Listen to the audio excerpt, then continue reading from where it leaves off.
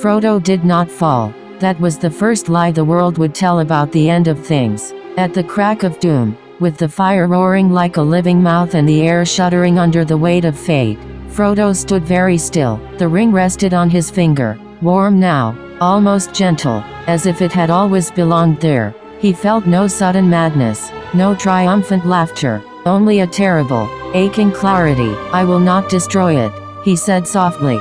"I will keep my burden, but not my word.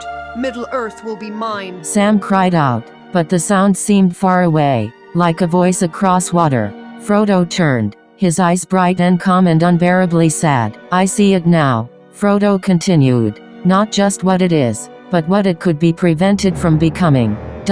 The ring pulsed, eager. The fire leapt higher. Gollum never reached them. Whether he slipped, or whether something unseen barred his way, no song would ever agree. What mattered was that Frodo stepped back from the fire, not forward, and Middle-earth inhaled sharply and did not exhale for a very long time.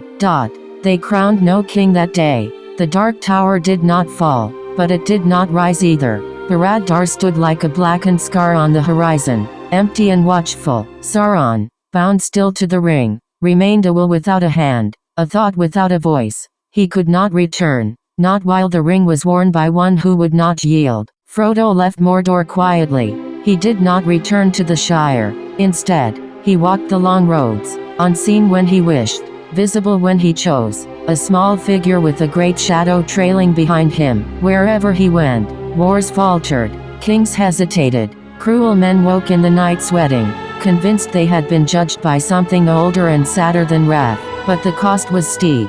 The ring did not scream at Frodo, it whispered. It showed him futures where he could fix things, just a little. A tyrant removed here, a city spared there. Each choice felt merciful, necessary. Each choice made the next one easier. Sam stayed as long as he could. "You don't laugh anymore," Sam said once beside a river that would never know its name. "You don't talk about home." Frodo smiled, faint and distant. "I'm keeping it safe, Sam. That was always the task." Sam wept then, because he finally understood.